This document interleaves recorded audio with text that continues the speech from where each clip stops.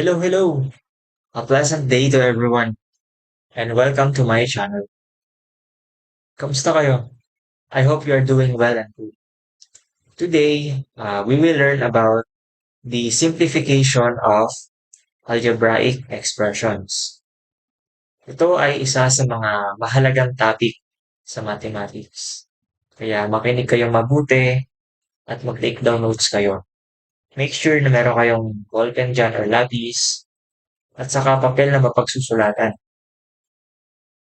And without further ado, simulan ko na ang discussion.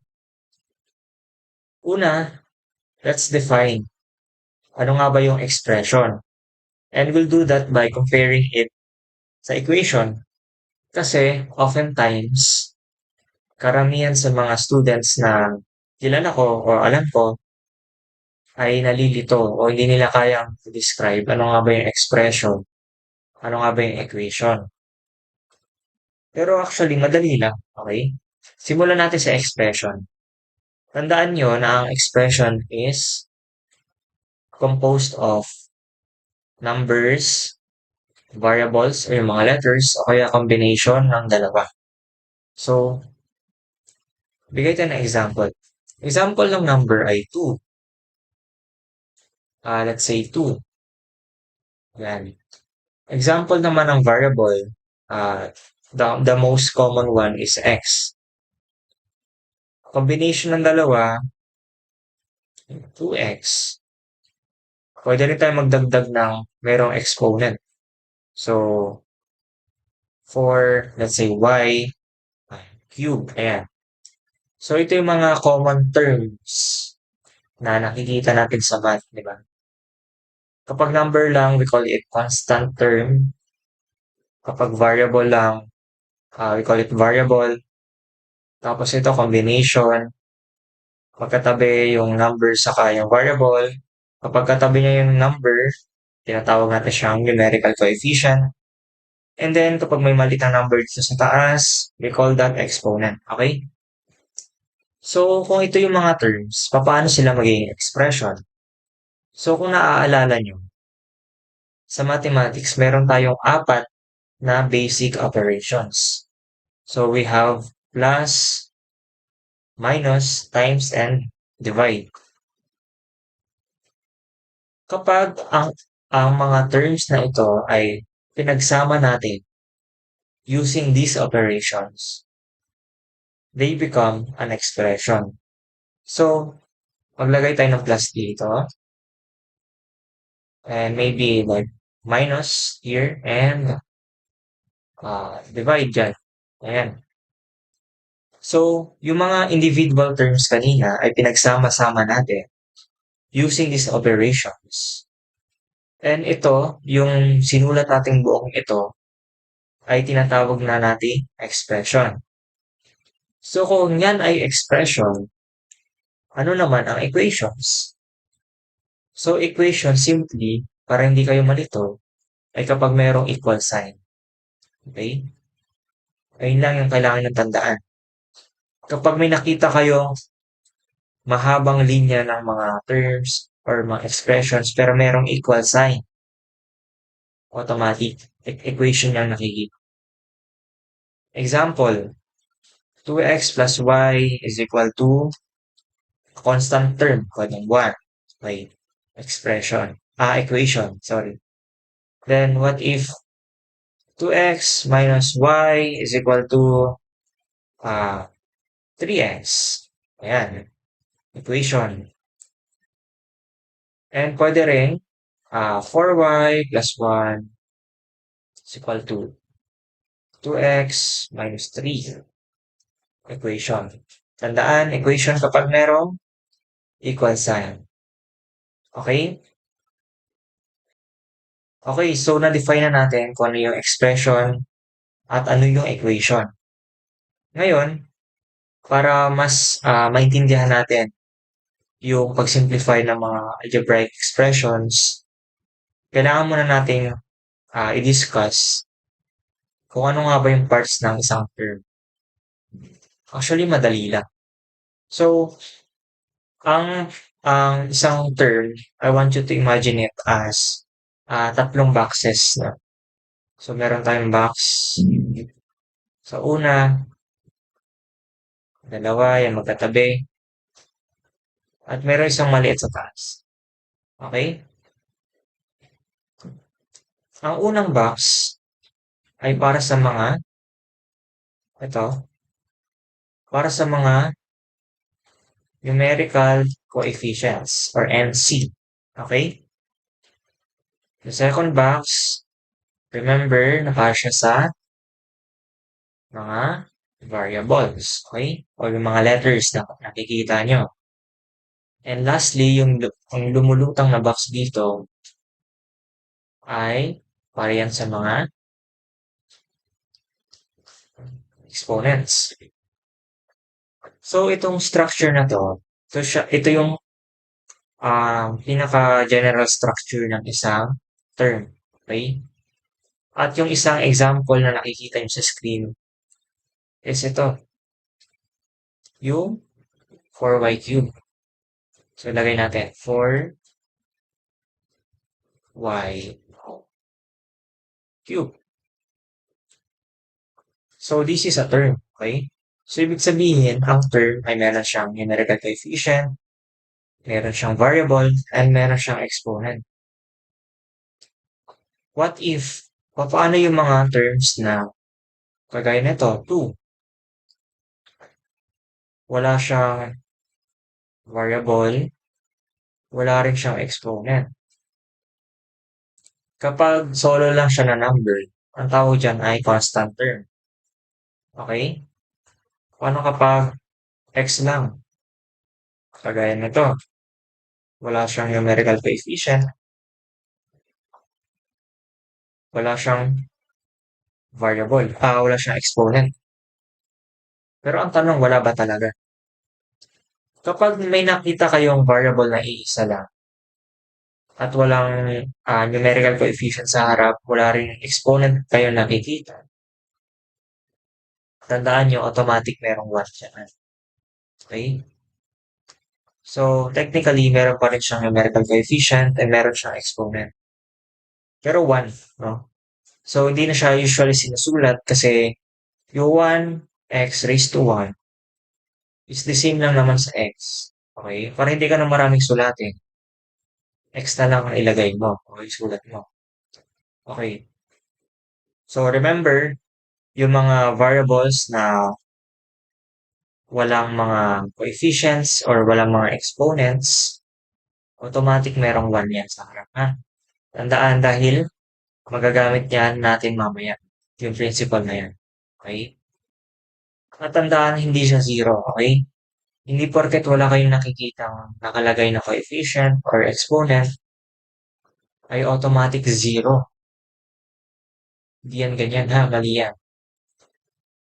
Kapag may nakita kayo, again, variable, let's say A, automatic merong 1 dyan. 1 as its numerical coefficient and 1 as its exponent. Okay? So, before tayo magkaroon ng mga sample problems, no? So, yung next topic natin ay combinations naman ng mga terms, no? Paano mag-combine ng terms. Okay. So, again, sa math, meron tayong 4 basic operations. Plus, minus, times, divide. Okay? So, I'll give simple examples. First is for the addition. Okay? So, meron lang naman tayong several cases here. Okay? First one is addition ng, okay, first example tayo. Addition ng terms na same sila ng variable or expressions na same sila ng variable and same din sila ng exponent. Okay? So, kapag nag-a-add tayo ng mga terms, similar terms, ang pinag-a-add natin dyan is yung kanilang numerical coefficient. And hindi na natin gagalawin yung exponents.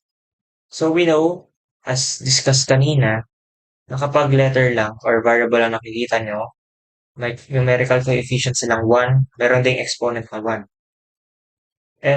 And as mentioned, kapag ipapag-add mo sila, ang ipapag-add mo lang is yung kanilang numerical coefficient.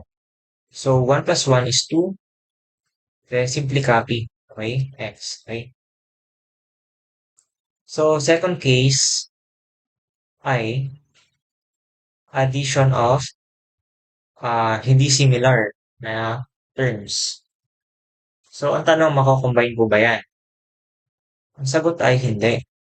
Kasi sa addition ng mga terms, mahalaga na dapat parehas sila na variables or yung tinatawag nating similar or like terms. Okay?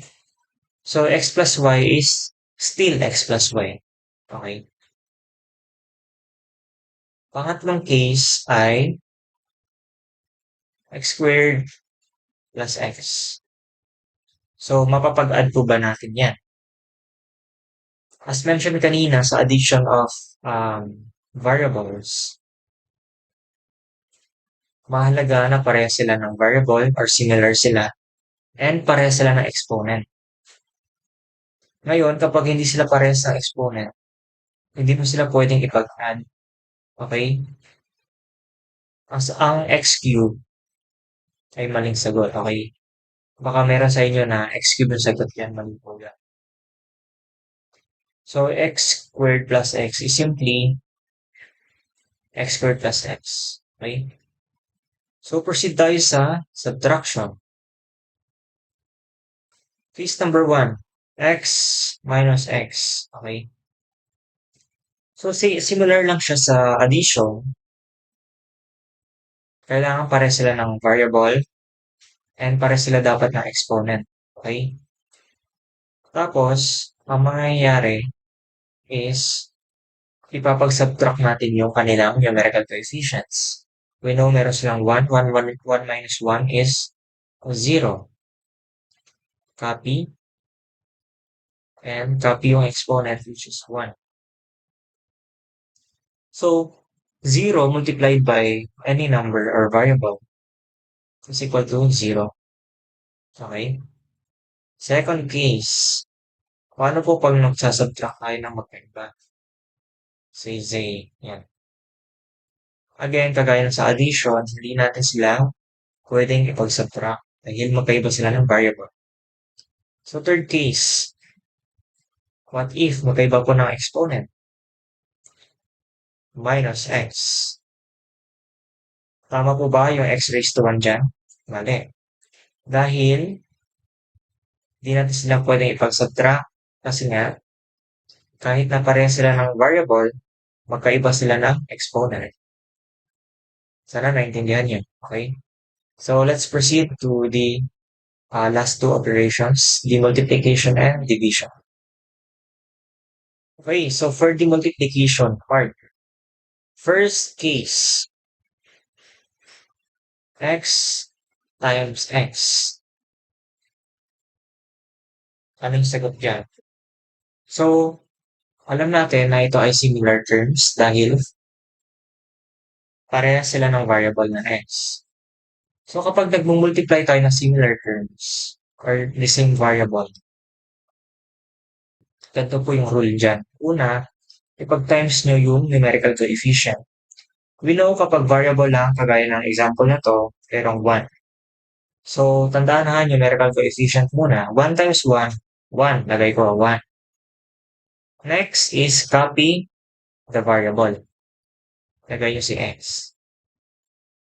Pangatlong rule or pangatlong step is add the exponents.